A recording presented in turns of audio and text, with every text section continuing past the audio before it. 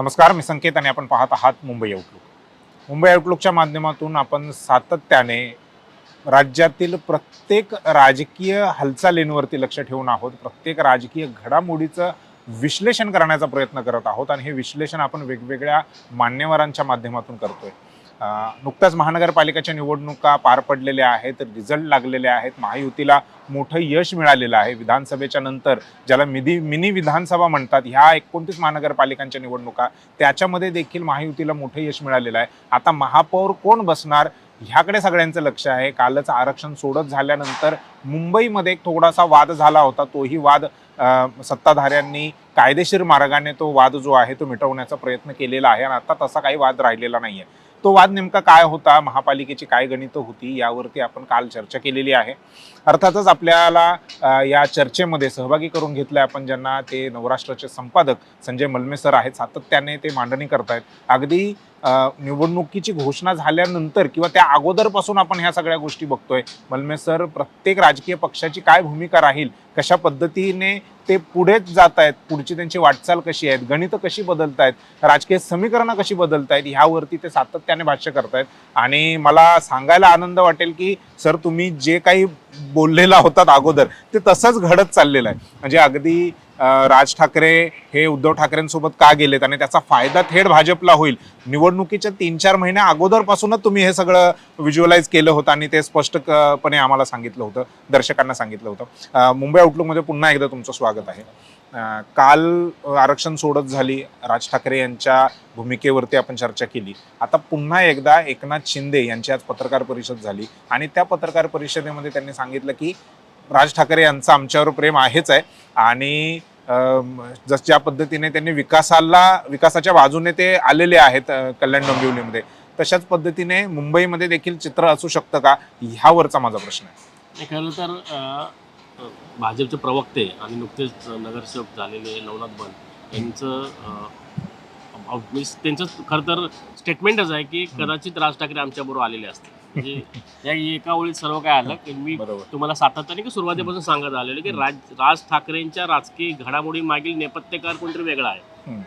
अर्थात हे आता लोकांच्या लक्षात आलं असेलच की कोण आहे. कारण राज ठाकरे सुरुवातीपासून ज्याप्रमाणे उद्धव ठाकरेंच्या जवळ गेले आणि त्यानंतर काँग्रेस तिथून दूर गेली, हे सगळं एका पूर्णपणे नियोजित राजनीतीचा भाग होता खरं तर हे. आणि त्यात भाजप यशस्वी ठरले असंच मी सांगेन की शिंदे यांच्या शिवसेनेबरोबर जरी भाजप असली तरी ते प्रत्यक्षरित्या खरं तर ते कुठेतरी वेगळ्या पद्धतीने राजकारण करते आणि शिंदेनाही त्याचा फटका बसतो. शिंदेनाही ते तेवढा समान अंतरावर ठेवण्याचा प्रयत्न करतायत, तिकडे भाजपला चूज करतायत, राज ठाकरेंचाही वापर करून घेत आहेत. अशा पद्धतीची भाजपची खरं तर राजनीती सुरू आहे.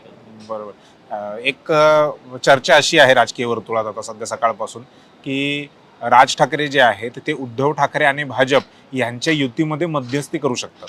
अशी एक चर्चा आहे साधारणतः. आणि चर्चा असण्याला आणि किंवा ती पुढे ती चर्चा ह्याच्यामध्ये एखाद्या म्हणजे त्या जवळ येण्यामध्ये रूपांतरित होण्यात काहीच कठीण नाही. तुम्हाला मी सुरुवातीला पण सांगितले, काही मागील आपण काही भागांमध्ये चर्चा करताना सांगितले की राज ठाकरे हे मध्यस्थ होऊ शकतील, यात काही वादच नाही. कारण तुम्हाला मी या अगोदर सांगितले की भाजपा आणि उद्धव ठाकरे शिवसेना यांच्यामध्ये खूप अंतर कमी आहे. म्हणजे समान विचारधारा असल्यामुळे त्यांना जवळ येणं खूप काय कठीण नाही खरं तर. खूप पुढे विचारांची प्रतारणा केली वगैरे अशा काही गोष्टी होणार नाहीत. यामध्ये तुम्ही मला सुरुवातीला म्हणजे राज ठाकरे ज्याप्रमाणे जवळ गेले उद्धव ठाकरे यांचे, खरं तर त्यामागे काँग्रेसला दूर सारणे हा त्यामागचा हेतू होता. आता हे सिद्ध व्हायला लागले की राज ठाकरेंनी ज्याप्रमाणे एकनाथ शिंदे यांच्या विरोधात प्रचार केला, यांच्या विरोधात जाहीर म्हणजे शिवाजी पार्कच्या जाहीर सभेमध्ये शिंदेवरती टीका केली आणि त्या शिंदेबरोबर कल्याण डोंबिवलीमध्ये सत्तेत जात आहेत आणि म्हणतात की आम्ही विकासाच्या बाजूने आहे.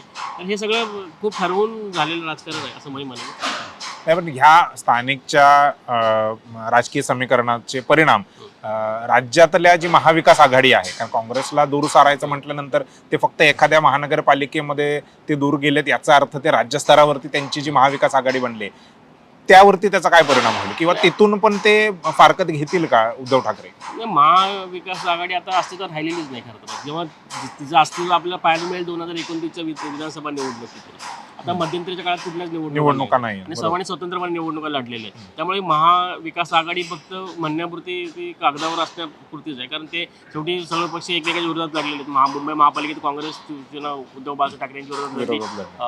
शरद पवारांचा पक्ष जरी ठाकरेंबरोबर असला तरी काही ठिकाणी ठाकरेंच्या विरोधात होता. त्यामुळे ही महाविकास आघाडी खरं तर आता अस्तित्वच नाही करत. त्यामुळे तसं हेच स्टेटमेंट किंवा हीच गोष्ट आपण महायुतीच्या बाबतीमध्ये बोलू शकतो का? कारण इथे पण तसं वेगवेगळे लढलेले आहेत, वेगवेगळे विरोधात लढलेले आहेत, वेगळे म्हणण्यापेक्षा विरोधात लढलेले आहेत. तर त्या मग हे सगळा परिणाम महायुतीवर पण झालाय का असं वाटतंय का? महायुतीवरती होणार नाही, कारण सत्ता आहे. सत्तेत असल्यानंतर अशा सगळ्या घडामोडी दूर जाणं होत नाही, कारण सत्ता कोणाला सोडायची नसते. जर अजित पवार जरी वेगळे लढले असतील पुण्यामध्ये किंवा इतर ठिकाणी बऱ्याच ठिकाणी लढले वेगळे, पण त्यांना सत्तेतला सहभाग हवा आहे. त्यामुळे ते महायुतीतून बाहेर पडतील अशातला भाग नाही. जिथे काँग्रेस किंवा उद्धव बाळासाहेब ठाकरे यांची शिवसेना शरद पवार पण बाहेर पडतात, कारण सत्तेचं कुठंच त्यांच्यापुढे गणित नाही किंवा त्यांच्यामुळे काय अडणार नाही किंवा लढणार नाही अशी परिस्थिती आहे. पण महायुतीमध्ये तसं होणार नाही, कारण शिंदेंनाही सत्ता सोडून बाहेर जाता येणार, कारण शिंदेने सत्तेत स्थान हवं आहे, अजित पवारांनी सत्तेत स्थान हवं आहे. त्यामुळे ही महायुती एकत्र वेगवेगळ्या विरोधात लढले असले तरी पण तुम्हाला हे पुढचे 2029 पर्यंत मात्र एकत्र दिसेल तुम्हाला. तुम्ही अजित पवारांचा उल्लेख केला. आता महानगरपालिकेमध्ये ते वेगळे लढणे म्हणण्यापेक्षा पुन्हा काकांच्या पक्षासोबत त्यांनी पुण्यामध्ये पिंपरीमध्ये युती केली.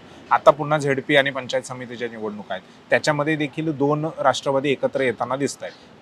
पुढची वाटचाल तशीच राहील की हे फक्त इथपर्यंतच मर्यादित राहील? नाही, कसं आहे, तुम्ही लक्षात घ्यायला पाहिजे की शरद पवार साहेबांच्या प्रकृतीमुळे आता वयोमानानुसार त्यांना फिरणं थोडा इथून पुढे कठीण होणार. प्रचार सभा किंवा जाहीर कार्यक्रमात सहभाग नोंदवणं किंवा पक्षांच्या कार्यक्रम म्हणजे त्यांच्या शेवटच्या सभा झाल्या ते विधानसभा निवडणूक 1-1.5 वर्ष त्यांचा काहीच कार्यक्रम असा मोठा झाला. त्यामुळे इथून पुढे त्यांच्या एकंदरीत सगळ्या ह्याच्यावर मर्यादा येणार असल्यामुळे कदाचित तुम्हाला दोन्ही राष्ट्रवादी ह्या एकमेकात विलीन झाले असतील आणि ह्या सर्व राष्ट्रवादीचं नेतृत्व तुम्हाला अजित पवारांकडे आलेले दिसेल.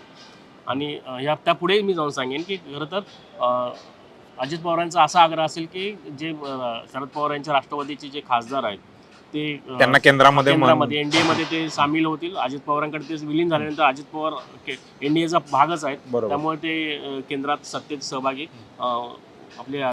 ही चर्चा फक्त कशी आहे की मीडियाच्या माध्यमातून चालू आहे, राजकीय वर्तुळात चालू आहे, परंतु शरद पवारांच्या पक्षाचे जे नेते आहेत त्यांनी सातत्याने ह्या चर्चा खोडून काढलेल्या. त्यांचं म्हणणं आहे की असं कुठेही होणार नाही, म्हणजे अगदी सुप्रिया सुळे यांना केंद्रीय मंत्री बनवलं जाईल आणि मग हा पक्ष अजित पवारांच्या पक्षामध्ये विलीन होईल, अशा पद्धतीची चर्चा चालू आहे. परंतु ती चर्चा जी आहे किंवा त्याला थांबवण्याचं काम राष्ट्रवादी शरद पवारांच्या पक्षाकडून सातत्याने होत आहे. कसं आहे की राजकारणात जे स्टेटमेंट दिले त्यांनी त्याच्या नेमकं विपरीत घडत असतं. हे राजकारणाचा आतापर्यंत तुमचा अनुभव आहे. अशा शक्यता नाहीत किंवा असं एखादी शक्यता खोडून काढणं हे काय नित्यच असतं, पण अशा काय घटना म्हणून आपण तो अंदाज न बांधून काही येणार नाही. पण ह्या पडद्यामागे बऱ्याच घडामोडी घडत असतात, त्या जाहीररित्या बोलल्या जात नसतात किंवा ते बोलायचे नसतात. राजकारणामधला ते एक अलिखित नियम आहे. तर त्या जे करायचंय ते बोलायचं नाही. आणि जे आमच्याकडे ज्या काय सोर्सकडून माहिती मिळते किंवा ज्या आमच्याकडे इनपुट आहे, पॉलिटिकल इनपुट आहे, त्यानुसार दोन्ही राष्ट्रवाद्या पुढील काही दिवसांमध्ये, पुढील काही महिन्यांमध्ये कदाचित तुम्हाला एकत्र आलेले दिसतील. अगदी पुढील काही महिन्यांमध्येच होईल. काही महिन्यांमध्येच मी म्हणतोय, तुम्ही पुढे आलेले दिसतील तुम्हाला. बरं, मुंबईकडे येऊया. विशेषतः दोन्ही ठाकरेंचा विषय आपला आवडीचा विषय म्हणा किंवा तो एक महत्त्वाचा चर्चेचा विषय आहे. शिंदे हे भाजपपासून दूर जात आहेत असंही म्हटलं जात आहे आणि भास्कर जाधव यांचं एक स्टेटमेंट होतं आजचं की बाळासाहेब ठाकरेंचं आज जन्मशताब्दी वर्ष, आजपासून ते सुरू झालेलं आहे. शिंदेंनी म्हणजे शिवसेनेचा महापौर मुंबईत बसावा यासाठी शिंदेंनी ठाकरेंना समर्थन द्यावं. नाही, कसं आहे, भास्कर जाधव स्टेटमेंट होते किंवा ठाकरेंचा महापौर मुंबईमध्ये बसावा यासाठी तुम्ही पाठिंबा द्यावा, शिंदेनं तसं आवाहन केलं. पण त्याचवेळी संजय राऊत यांनी ते खोडून नाही काढलं की आम्हाला आवश्यकता नाही की आम्ही एवढी सत्तेसाठी लाचार नाहीत वगैरे स्टेटमेंट हे केले. पण तुम्ही ज्याप्रमाणे म्हणताय की शिंदेच्या कोंडी करण्याचा भाजपकडून प्रयत्न नक्कीच झालेला आहे किंवा होईल किंवा पुढे आणखी होताना दिसेल तुम्हाला. पण शिंदे तूर्त तरी कसं राजकारणात म्हणजे सत्तेतून बाहेर जातील असं चित्र नाही, कारण शिंदेंना सत्ता तितकीच महत्त्वाची आहे. सत्तेमुळे सगळं शिंदेचं सगळं गणित आहे की ज्याप्रमाणे आमदार आहेत किंवा इतर पदाधिकारी आहेत किंवा ज्याप्रमाणे महाराष्ट्रभर ते पसरतायत किंवा वेगाने वाढतायत, ज्याप्रमाणे उद्धव ठाकरे इथे तुम्ही बाब लक्षात घ्या, उद्धव ठाकरे हे सत्तेत नसल्यामुळे शिंदेना तो फायदा होतो की शिंदेचे पक्ष वाढण्यामागे म्हणजे बरोबर. ज्याप्रमाणे ते त्यामुळे सत्तेत हे शिंदे तुम्हाला 2029 पर्यंत तुम्हाला दिसतील. हा प्रश्न असा आहे याच्या मागे की उद्धव ठाकरे म्हणजे शिवसेना कोणाची हा एक चर्चेचा विषय आहे, तो कायदेशीर पण विषय झालेला आहे आता गेल्या 2-3 वर्षापासून. सत्तेशिवाय उद्धव ठाकरे यांनी पक्ष अजून टिकून ठेवलेला आहे. काही नेते त्यांचे गेले असतील, नगरसेवक गेले असतील, परंतु नव्याने त्यांनी पुन्हा बांधणी केलेली आहे. सत्तेशिवाय शिंदे आपला पक्ष वाढवू शकतात का, टिकवू शकतात का? कारण गेल्या 2-3 वर्ष झालेली आहेत किंवा 3पेक्षा जास्त वर्ष झाले आहेत, ठाकरेंकडे सत्ता नाही आहे. म्हणजे अगदी मुंबई महानगरपालिकेची सत्ताही त्यांच्याकडे, म्हणजे कुठेच ते सत्तेत नाही आहेत. कुठलीही महानगरपालिका कुठल्याही राजकीय याच्यामध्ये ते वरचढ नाही आहेत. अशा वेळी सत्तेविना जर ते पक्ष वाढवतायत, मोठा करतायत, शिंदेचं भविष्य काय आहे जर सत्ता गेली तर 29 नंतर?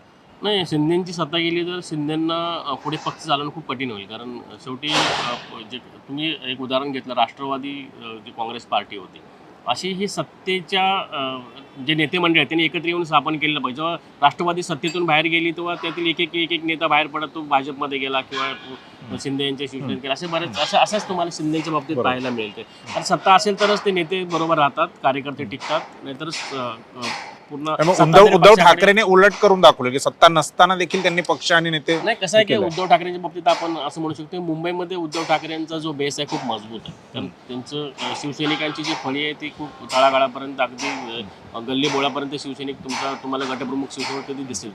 त्यामुळे शिंदे आपले ठाकरे त्यामुळे ठाकरेकर्ता इथे टिकाव धरू शकले की आज तुम्ही म्हटल्याबरोबर विधानसभेतली सत्ता गेली, त्यानंतर महापालिकेत 2-3 वर्ष सत्ता नाही तरी सुद्धा टिकून आहे. ते मुंबई पुरतं आहे. तुम्ही सर्वदूर महाराष्ट्रात बघितलं तर ठाकरेंना ते करता आलेलं नाही, कारण ठाकरेंची तिथं तेवढं मजबूत हे नाही. ती सत्ता होती म्हणून ते सर्व नेते मंडळी होते. सत्ता गेल्यानंतर ते सर्व बाहेर गेले, सत्तेबरोबर गेले, शिंदेबरोबर गेले. तर तिकडेच जर ठाकरेंच्या शिवसेनेला तिथे यश मिळालेलं नाही किंवा ते तिथली शिवसेना टिकून ठेवता आली नाही, जे मुंबईत टिकून ठेवता आली. शिंदेचा तुम्ही उल्लेख केला की भाजप पासून धोका आहे किंवा भाजप शिंदेंना संपवण्याचा प्रयत्न करते किंवा कशा पद्धतीचं, आणि तुमचं ते स्टेटमेंट होतं त्या दिवशी आपण चर्चा केली निवडणूक झाल्यानंतर. काल परवा म्हणजे रिझल्ट लागल्यानंतर आपली चर्चा झाली आणि लगेच दुसऱ्या दिवशी समाधान सरवणकर आणि त्यांचं जे सगळं इलेक्शनचं जे कॅम्पेन झालं त्याच्यामध्ये त्यांनी असे भाजपवरच आरोप केले की भाजपच्या लोकांनी त्यांना पाडण्याचा प्रयत्न केला. नाही, हे झालेलंच आहे. कारण शिंदे तर तुम्हाला मी वारंवार सांगतो की शिंदेना 2019 जेव्हा सत्तांतर झालं किंवा उद्धव ठाकरे यांच्या पक्षात बंड झाला आणि शिंदेने वेगळी आपलं गट स्थापन करून सत्ता मिळवली, त्यावेळी खरं तर भाजपविरुद्ध रोष निर्माण होऊ नये किंवा आम्ही एका शिवसैनिकालाच मुख्यमंत्री पद दिलं, ते एक सहानुभूती मिळवण्याचा भाजपचा तो प्रयत्न होता आणि ह्याच्यातून त्यांनी शिंदेना मुख्यमंत्रीपदी बसवले. पण शिंदे एवढे लंबे रस्का घोडा असतील वाटलं नव्हतं भाजपला, की भाजपला वाटलं की ते शिंदे आपल्या आधिपत्याखातील आपल्या दबावाखाली राहतील, पण तसं झालं नाही. शिंदेंनी खरं तर ज्याप्रमाणे सत्ता मिळाल्यानंतर आपल्या पक्षाचा विस्तार खूप वेगाने केला आणि तुम्ही विधानसभा निवडणुकी असेल किंवा लोकसभेला असेल किंवा त्यानंतर झालेल्या सगळ्या निवडणूक असतील स्थानिक स्वराज्य संस्थेत, आणि शिंदेने आपलं अस्तित्व दाखवलेलं आहे. म्हणजे आज भाजप नंतर दुसऱ्या क्रमांकाचा पक्ष म्हणून आज खरं तर शिंदेचे बघितलं जातं, शिंदेची शिवसेना त्याप्रमाणे करते. शिंदे खूप आक्रमकपणे राजकारण करतायत आणि भाजपला ते खरं तर भविष्याच्या दृष्टीने धोकादायक वाटते. कदाचित आपला जो विस्तार होणार आहे ते विस्ताराला कुठेतरी हा यांचा पक्ष आपल्याला अडचणी ठरेल अशा पद्धतीने ते खरं तर शिंदे यांना दाबण्याचा प्रयत्न करतायत की ज्याप्रमाणे त्यांचे उमेदवार निवडून येतील अशा काही उमेदवारांना पाडण्यासाठी प्रयत्न झाले. इथून पुढे अशा पद्धतीने राजकारण तुम्हाला पाहायला मिळेल. कायदेशीर प्रश्न जो आहे तो आता गेल्या 2-3 वर्ष झालं सुप्रीम कोर्टामध्ये केस आहे, निकाल लागत नाहीये, तारीख पे तारीख म्हटल्याप्रमाणे ते तारीखच मिळते. आताही शुक्रवारी होणार होतं परंतु काही झालेलं नाहीये. जर हा निकाल ठाकरेंच्या बाजूने लागला तर मग शिंदेचं, कारण नाव आणि चिन्हच गेल्यामुळे मग त्यांच्या आमदारांचं किंवा त्यांचे जे लोकप्रतिनिधी निवडून आले त्याच्यावर काय परिणाम होईल? नक्कीच परिणाम होईल. कारण तुम्ही जर तसंच निकाल लागला तर तो शिंदेसाठी मोठा धक्का असेल आणि शिंदेंना मग आपलं एक राजकीय अस्तित्व टिकवण्यासाठी काहीतरी एक निर्णय घ्यावा लागेल आणि तो निर्णय असा असेल की कदाचित भाजपमध्ये विलीन होणं, सर्व आपल्या आमदारांचं भाजपमध्ये विलीन होणं, आणि विलीन होत असताना ते मुख्यमंत्रीपदावर दावा करणार की मी आता विलीन होतो तर मला भाजपचा मुख्यमंत्री म्हणून तुम्ही मुख्यमंत्रीपद द्या अशा पद्धतीचा त्यांचा तो दबाव तंत्र असेल आणि कदाचित त्या बोलीवरती किंवा त्या एकूण त्या करारावरतीच ते शिंदे कदाचित भाजपमध्ये सामील झालेले दिसतील. आणि जर देवेंद्र फडणवीस आज त्यांचं राष्ट्रीय पातळीवर त्यांचं वजन वाढताना दिसतंय. आज दावोसमध्ये ज्याप्रमाणे त्यांनी महाराष्ट्राच्या गुंतवणुकीचं केलं ते संपूर्ण देश पातळीवर दखल घेतली गेली.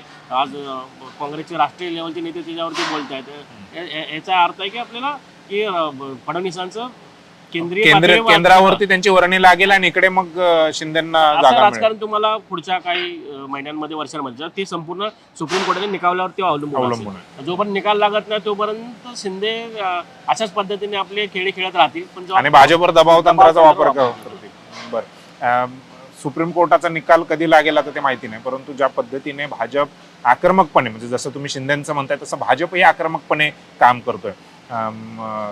गेल्या काही वर्षांमध्ये भाजपने ज्या पद्धतीने आयात केलेले आहेत नेते आणि कार्यकर्ते, ते बघता 2029 मध्ये जे भाजपचं टार्गेट आहे, लक्ष आहे की 100% भाजप, जे अमित शहा यांनी पण बोलून दाखवलंय, ते कसं साध्य होईल किंवा ते साध्य करायचं असेल तर मग हे सगळे जे अडचणी आहेत त्यांना दूर करण्यासाठी भाजपची पुढची काय रणनीती असेल? भाजपचे रणनीती तुम्ही लक्षात घ्यायला पाहिजे. ज्याप्रमाणे त्यांनी 2029 निवडणूक स्वबळावर लढवण्याची, स्वबळावर जिंकण्याचं त्यांनी ध्येय ठेवलेलं आहे. तर हे ते एक बाब लक्षात ठेवली पाहिजे की आपण की त्यांचे कदाचित त्यांनी शिंदे हे डोळ्यासमोर ठेवलेले असतं. शिंदे हा दुसरा एक विषय की महाराष्ट्राला मराठा चेहरा हा नेहमीच म्हणजे भावना झाली की मराठा चेहऱ्यावरती किंवा मराठा मुख्यमंत्र्यावरती राजकारण होत आले, केंद्रित झालेलं आहे. केंद्रित झाले. त्यामुळे तो भाजपचं टार्गेट ते शिंदे असताना शिंदेना सोबत घेणं किंवा भाजपमध्ये मर्ज करून घेणं आणि ते निवडणूक लढवणे हे सांगतं.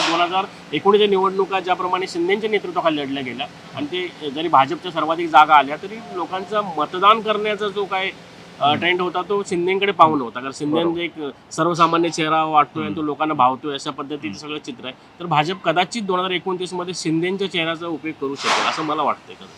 म्हणजे मुख्यमंत्री भाजपचाच होईल, परंतु ते एकनाथ शिंदे असतील असंही चित्र कदाचित तुम्हाला पाहायला मिळेल. कारण राजकारणामध्ये दिवसागणिक डेव्हलपमेंट, तुम्ही आता 3 दिवसामध्ये 3 डेव्हलपमेंट पाहिलं काय काय झालं डेव्हलपमेंट. बरं, ठाकरेंचं भविष्य काय बघताय तुम्ही? नाही, ठाकरेंचं कसं आहे, ज्याप्रमाणे आपण शरद पवारांच्या बाबतीत म्हणलं की तब्येत थोडी साथ देत नाही, उद्धव ठाकरेंच्या बाबतीत तसंच आहे की उद्धव ठाकरे वयाने कमी असले तरी कसं त्यांच्यावर झालेले शस्त्रक्रिया बाकीच्या ज्या गोष्टी आहेत तर त्यांना सर्वदूर महाराष्ट्रात फिरणं दौरं करणं तेवढं शक्य होत नाही. खरं तर आदित्य ठाकरे खरं तर त्यांनी नेतृत्व सगळे धुरा सांभाळायला पाहिजे, घ्यायला पाहिजे, पण त्या ताकदीने किंवा त्या आक्रमकपणे ते फिरताना दिसत नाहीत. कारण ते मुंबईपुरतेच केंद्रित दिसतात. खरं तर सर्वदूर महाराष्ट्रात त्यांनी फिरायला पाहिजे. कारण जर पक्ष वाढवायचा असेल, पक्ष पुढे न्यायचा असेल तर त्यासाठी वेळ द्यावं लागतं, कार्यकर्त्यांना बळ द्यावं लागतं, त्यांच्या सुखदुःखात सामील व्हावं लागतं, हे सगळ्या गोष्टी कराव्या तेव्हाच तो पक्ष वाढत असतो. पण कदाचित आदित्य ठाकरे तिथे कमी पडताना दिसतात. जर पक्ष वाढवायचं ठाकरे भविष्य विचारलं तर भविष्य खरं तर आदित्य ठाकरेंच्या हातात आहे पक्षांचं. असं मी एका ओळीत सांगेन की त्यांनी जर मेहनत घेतली तर पक्ष तुम्हाला पुढे वाढलेलं दिसेल. बरं, राज ठाकरे आणि यांच्या म्हणजे चर्चेमध्ये एक गोष्ट हास्यास्पद किंवा विनोदाची म्हणा, काही म्हणा, की राज ठाकरे जेवढ्या सभा झाल्या मुंबई, नाशिक, ठाणे, ह्या सभांमधून राज ठाकरे यांनी उद्धव ठाकरेंचा उल्लेख हा शिवसेना प्रमुख, पक्षप्रमुख म्हणून केला. म्हणजे त्यांनी ह्या शिवसेनेला मान्यता दिली आणि नंतर KDMC मध्ये त्यांनी शिंदेसोबत जाण्याचा निर्णय घेतला. तर हे सगळं असं गमती जमतीचं राजकारण घडतंय. पुढच्या भविष्यामध्ये आणखीन काही तुम्ही जसं म्हणताय तशा गोष्टी घडतील. तुर्तास आपण इथेच थांबूयात. तुम्ही वेळ दिलात आम्हाला आणि ह्या ज्या काही महत्त्वाच्या गोष्टी आहेत राजकारणाच्या पलीकडच्या गोष्टी त्या तुम्ही आम्हाला समजावून सांगितल्या, दर्शकांना समजावून सांगितल्या, त्याबद्दल तुमचे आभार, धन्यवाद.